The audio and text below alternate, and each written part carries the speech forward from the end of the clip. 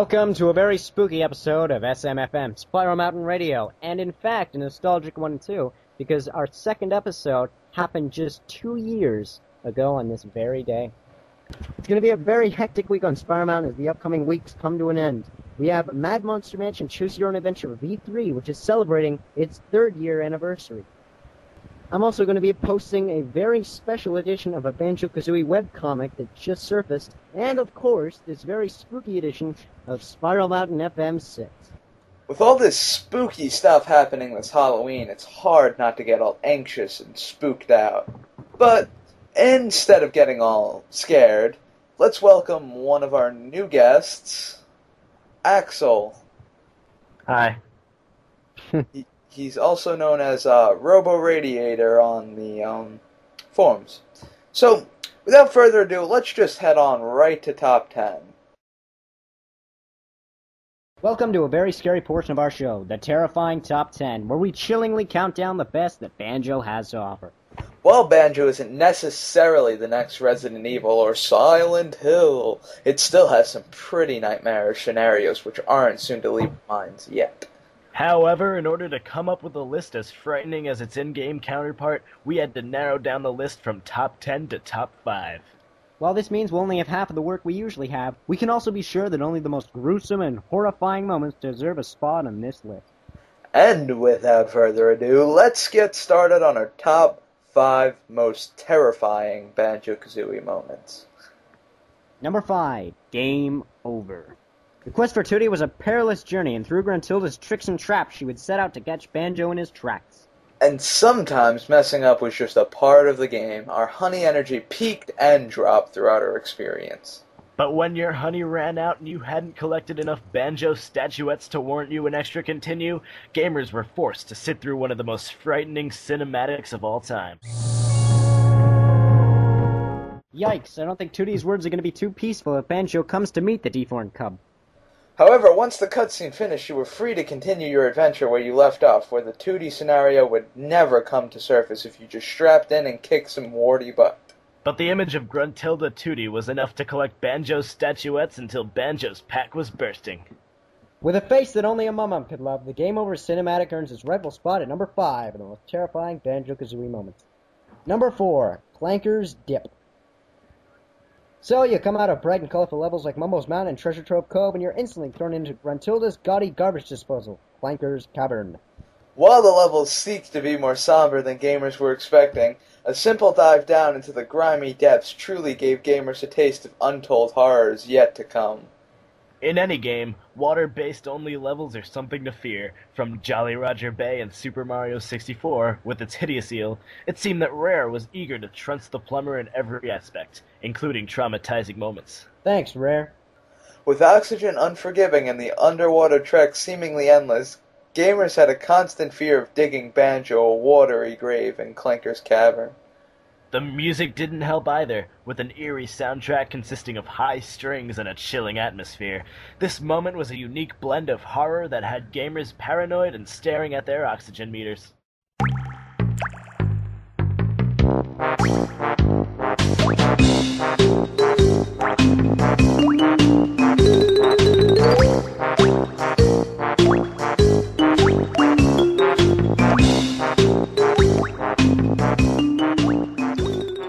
And that's why the Clanker's Cavern Dip comes in at number 4, the top 5 most terrifying Banjo-Kazooie moments. And don't bother drying off for this next number, Clanker's Cavern was home to a second nightmare-inducing moment.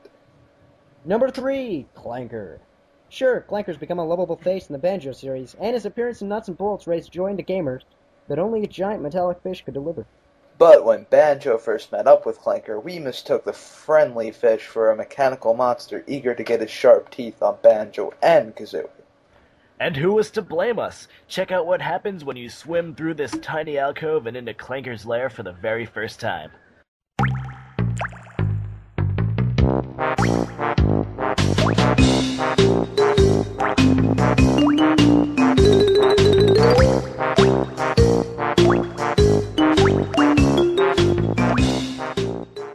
If Clanker's water wasn't dirty enough, it sure was now. While you can judge a book by its cover, it was this introduction to Clanker that made gamers fear underwater levels all over again. Speaking of frightening fish. Number 2, Snacker. The sun-kissed shores around Treasure Trove Cove were welcome to Banjo exploring the sand. But the open waters surrounding the island paradise were quite another story. Not that gamers wanted to swim in it after they met up with Snacker, creator of nightmares and terror of the deep. So what made Snacker so scary when it came to entering the water? Aside from stalking gamers to the shore and seemingly appearing out of nowhere, Snacker was much like a horror movie villain. Add that to his own Jaws-like soundtrack that played when the stealthy shark was on your tail, and you have the perfect ingredients for soiled trousers. Snacker may have disappeared once he got back to the shore, but this was only an indication that he would be back later for one last chomp. Number 1, Mad Monster Mansion. No specific moment here. The whole mansion encompasses every horror cliché imaginable, from skeletons, bats, and even ghosts. But even so, Mad Monster Mansion was able to stay scaringly original in the way it dished out the fear to gamers. You were forced to explore a haunted mansion, cemetery, church, a hedge maze, down a toilet, and even play a bit of Ouija board. All the while as a spooky soundtrack played in the background of the Midnight Mist. Rare redefined horror and created arguably one of the greatest levels in Banjo-Kazooie. Save this one for a play on Halloween and you'll see exactly why Mad Monster Mansion comes in at number 1 of the top 5 terrifying Banjo-Kazooie moments. Yar me hearties, it wouldn't exactly be a Halloween podcast unless there were grimmiest and the scariest and the most bone-chillingest stories that... No stories? Well, alright. That's Black Eye number 5 or 6, somewhere along those lines, but either way, these answers are gonna be scarier than the scariest scary man who ever scared the... No, let's just get on with it.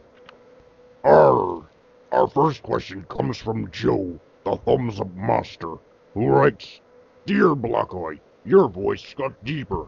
How did this happen? Well, lad, you see, when you're a guy like me, your voice often changes pitches, especially when you're a baritone.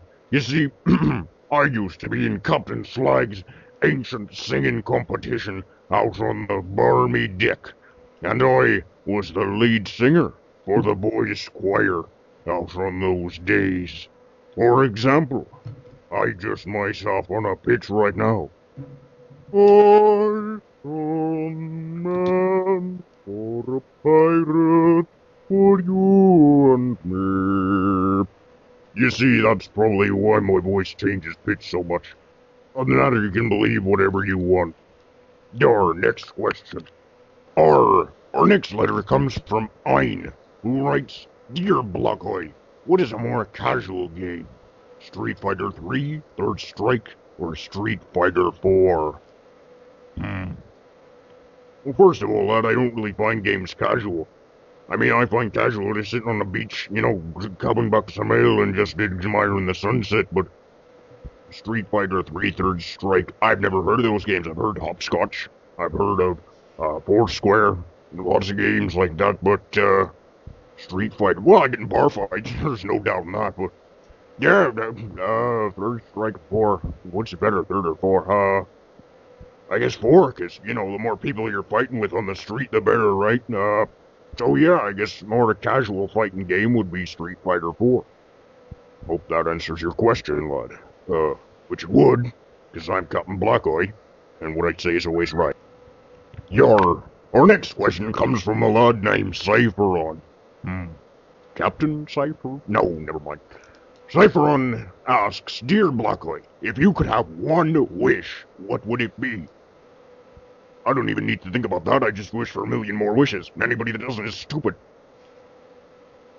Well, that's it. Like, there's no other elaborate scheme I could go with that. If you don't wish for more wishes with your wish to get more wishes, then you just missed out on 999 wishes. In fact, it could be any integer. I just realized that any choreographed variable could even substitute for that kind of massive equation. For example, you could wish for 1,000,000 wishes or 2,000,000. I really need a beer right now. I'm sounding too smart than I already am to be. next question. Our Danker Than Clanker writes, Hey Blackeye, how big is your bar tab? From what Pono said, Jolly has had to send it off to NASA, 'cause it's so astronomical. It's called the AA. Go see them. Well, the bar tab, we have a kind of interesting way a bar tab works here. You see, I gave my last 2 doubloons, if I haven't mentioned this, within the last, 7, 8 times in the last podcast, but, I gave, I donated, I suppose you could say now, my final 2 last doubloons, for which I saved tediously from mopping up Jolly's Tavern to 2 barren birds, so that they may kindly go and get me some water to cure my seasickness. So, this simple little task turned into an elaborate ploy to which they ran off with me money and didn't get me any water.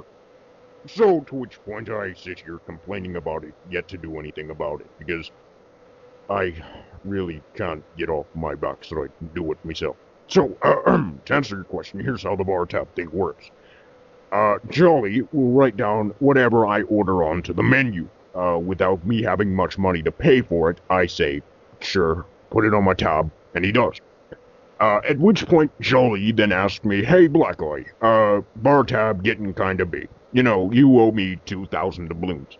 And at this point, I lean over the counter casually and say, Hey, you know what, Jolly, maybe we can work out a deal. And right when I say deal, I reach out, grab that froggy guy by the neck, raise him up about 5 feet in the air, and vanishly, my tab just poof, it's gone. A little favorite friendly deal, you know, he's always good for that, so every so often I have to remind him or so, you know, to erase the tab, but he's good to follow through, so that's the answer to that one. Our final question comes from a lad named Ban Nipper. Sounds a bit crabby. Who writes, Dear Blackeye, do you like fighting competitions? Oh, lad, I could go on for hours about that one. I just love to get in a good brawl and just show 'em who's boss.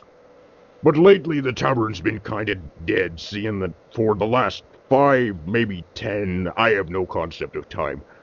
Jolly's Roger's Lagoon has been locked up from the outside, and the only other possible way of getting in would be coming up from the lagoon. And I haven't fought a fish in a long time, so, to answer your question, I do love fighting. Don't get enough of it, and since I'm on the floor most of the day, I just normally punch insects and anything else I can find from that note. So I hope I answer your questions, and have a happy Halloween, brah! In the tradition of Halloween and the spooky surprises that just await us beyond that door, we're also introducing a new portion of our show called the interview portion. Today's special spooky guests are ones that you're probably familiar with but haven't heard of quite yet. Introducing the creators of SpiralMountain.co.uk, Luke and Paul. Thanks for coming, guys. It's great to have you on the show. Paul, how are you? I'm very well, thank you. Thank you for inviting us. And Luke, how are you? I'm very good, thank you. Thank you, like Paul said, for asking us to do this. Alright, let's get down to business with some quirky questioning. Guys, it's been 11 years since Banjo first appeared on the N64. What has stayed the same for you, and what hasn't aged so well, in your opinion? I don't know. The graphics haven't aged that well, have they? Well, I don't think it's aged at all, to be honest. Because, I mean, if you could say the graphics, but you think of like a DS game, there's no real difference, you know, from in terms of technology, in terms of what is, you know, you can't really say it's aged because I mean I don't see. Yeah, it's comparable to a DS game, in as much as the DS is supposed to play N64 style graphics, isn't it? Yeah. Yeah. I do think the gameplay is still excellent in terms of what's on the market right now. It's a really good game. I love playing it. You could say that there's a lot of collecting going on, but it's not as bad as it was in Donkey Kong 64. And I didn't like that game at all. I love Banjo. I think it's really good. What stayed the same? The music. That more than anything else for me is what keeps Banjo fresh in my mind because I love the music. And I'd say what has stayed the same for me is probably the how clever the transformations are, how clever the moves are, and in terms of the puzzles you then have to solve, in terms of the moves you just learn, I think that's still very clever, very fresh. Okay. But I wouldn't say it's aged at all. I think it's done well for itself. I think it's got a nice sort of timeless quality about it. I would agree with that. Definitely, I think it has aged very well. I don't think any. You know, you look at some games on the N64 or the PlayStation, and they do look bloody awful. They really do. And compared to them, this is it's really good. I mean, even the effects. I mean, even today, like when Banjo jumps in the water, and you get all the droplets behind him, that still looks excellent to me. That looks really good. I'd agree with you, and I'd say, it's like the little attention to details. Yeah. You know, that sort of really, stands it above the rest. Luke and Paul, what is the earliest memory you can recall of Banjo and Kazooie? That's a very good question, and I gave this a lot of thought. I'd say the earliest memory of Banjo-Kazooie would be when you had a games magazine, and this was a good sort of 3 months before Banjo-Kazooie came out. It was a games magazine back in the day when we got all our news from games magazines. Yeah, that's true, yeah. And no internet it back had then. a picture of Banjo-Kazooie on the front, and it was probably a preview or something of Banjo-Kazooie. But I thought it was very weird at the time just to see, what's this, a bear and a bird? And I thought it was very weird. I didn't really it wasn't until I actually read that magazine that I actually knew what Banjo-Kazooie was. But yeah, I'd say that would be your earliest memory. My earliest memory of Banjo-Kazooie would be that. I go with you. I'm with you on that because you're right. It was reading a magazine, but I think if I was to say the memory that stands out the most of Banjo-Kazooie, rather than the earliest one, if I may go off tangent a little bit, but the biggest memory I have is the day I went to go buy it, because it was do you remember, Luke? It was a really hot summer's day, and I had just passed my driving test a few months before, so I was still new to driving, and I remember waking up really early, waking up Luke, and we got in my car, and we drove down to the town centre, to the shops, parked up, and it was stupid o'clock, like 8:30 in the morning, and it was really horrible, and went into this shop, queued up, went in, expecting there to be a big queue of people to get this game, and there was no one there. And there was just rows and rows and rows of Banjo-Kazooie games on the shelf, and I remember thinking, my God, it's like Christmas Day, this is.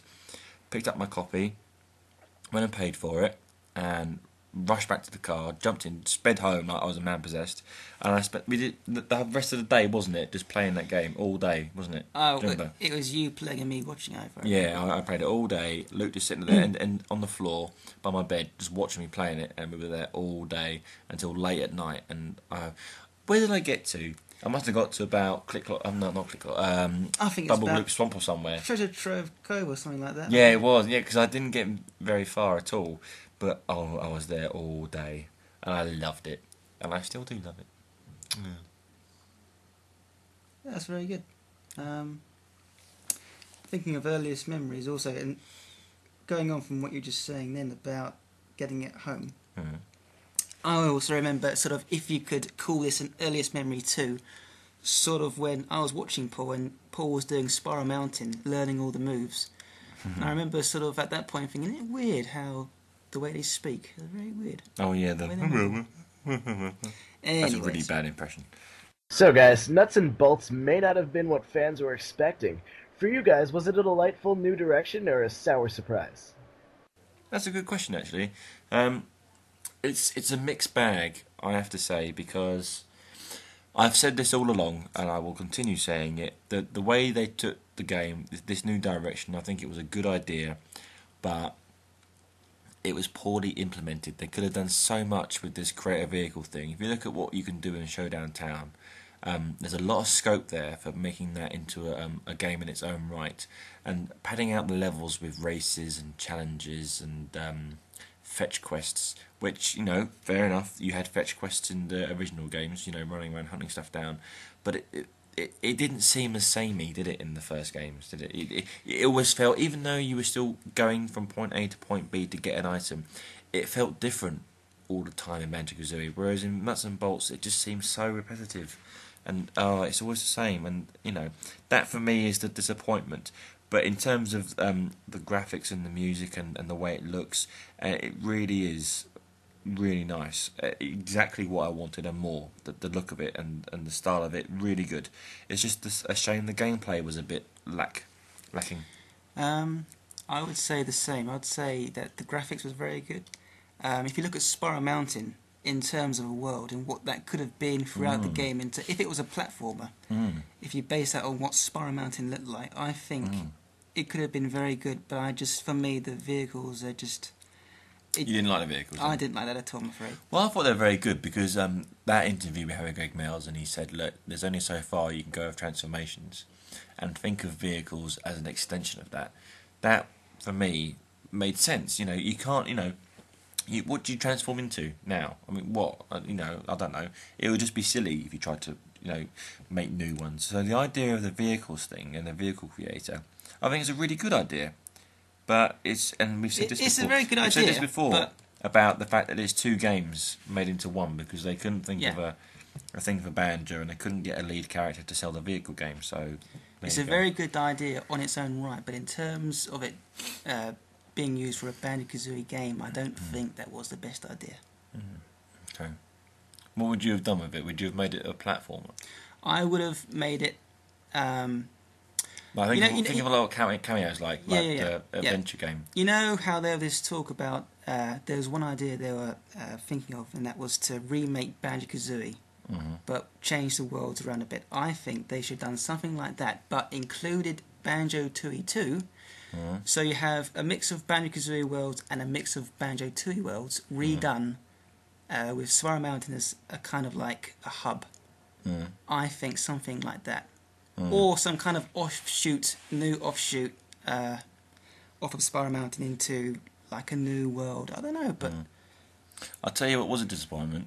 The fact that they had this whole level taken out right at the end because they ran out of time. I personally, if I was Rare or Microsoft, I would have said, I don't mind waiting a bit longer for an extra level because all they do now, there's like some little comments made by, I think it's the Inflatable Sheep.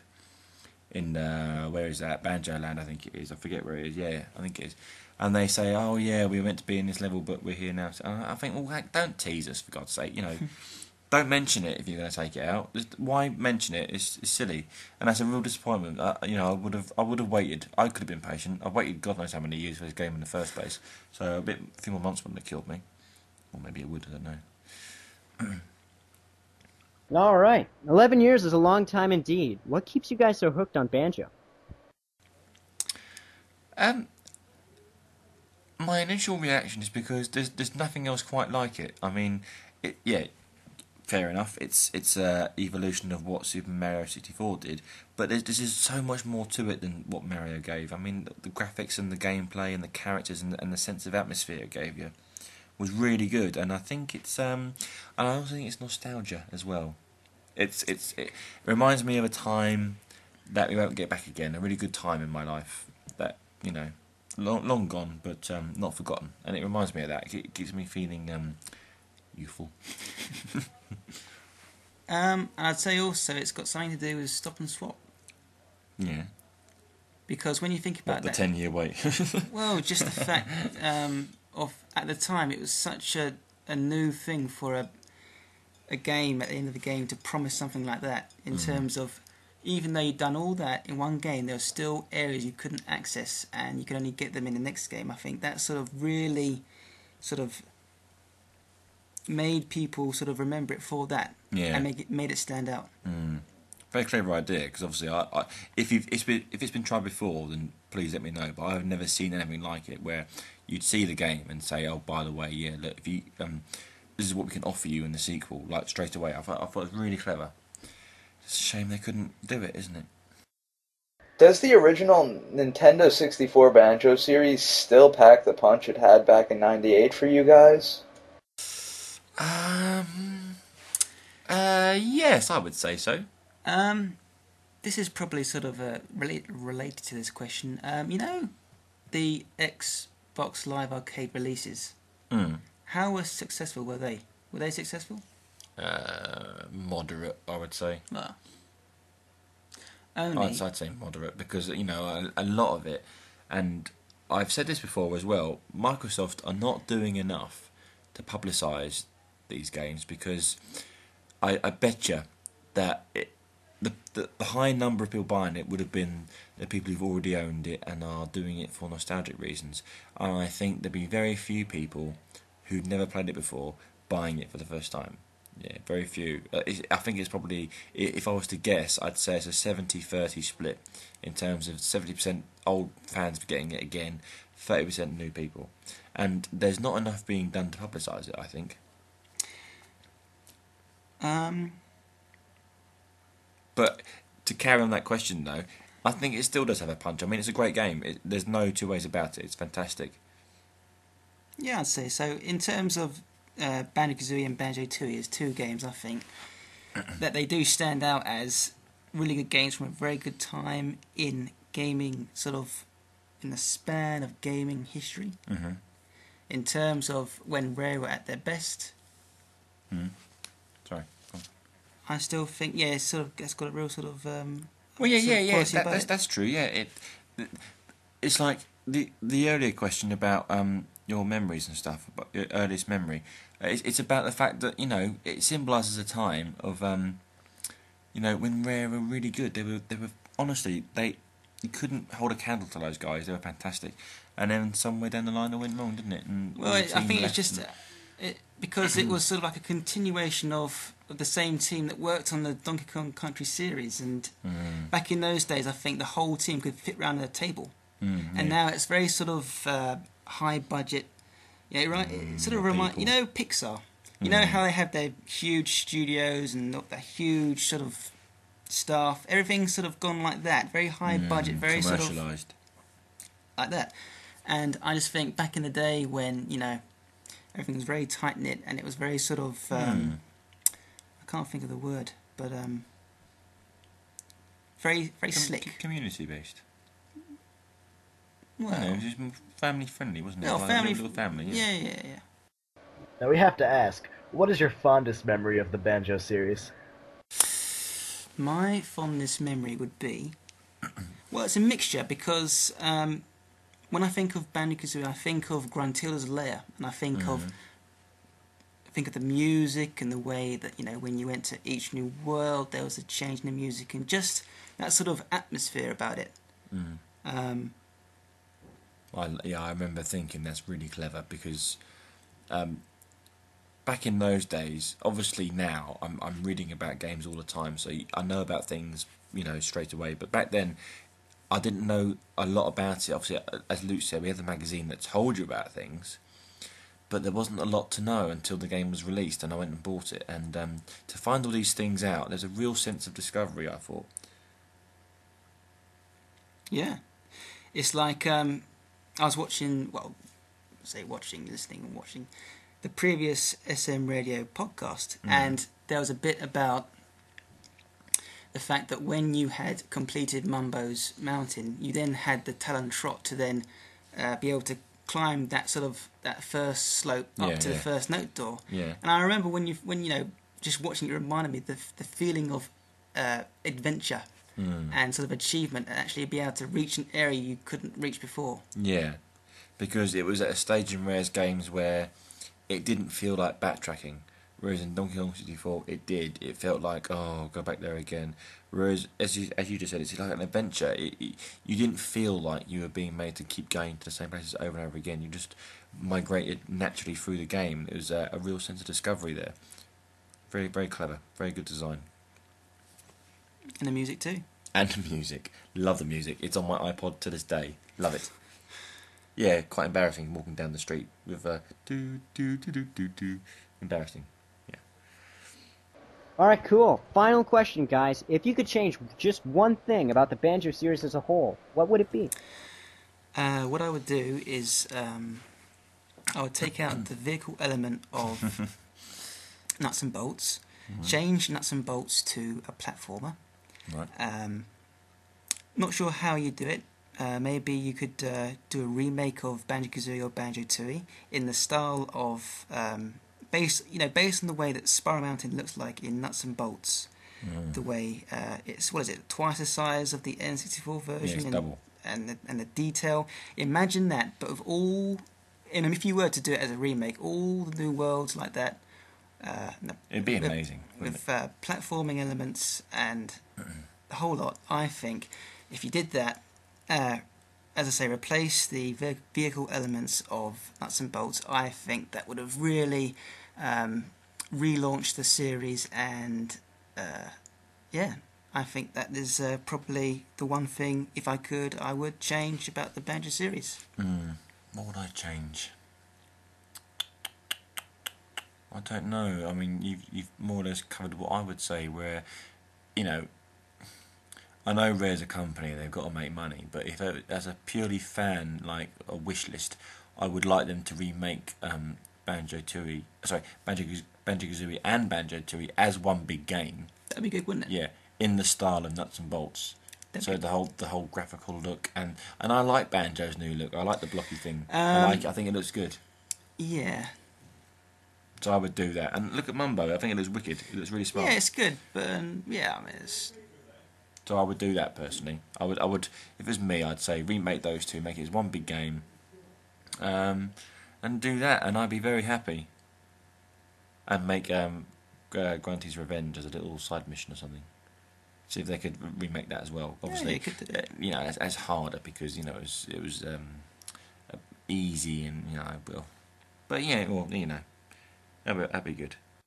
And I guess that's the end. Thanks for answering our questions, guys. It was great to have you with us.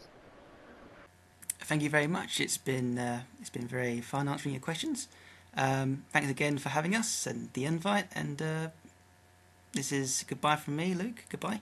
Yeah. Thank you very much for your questions you sent through to us. We've had good fun answering them. Hope that you've enjoyed the answers.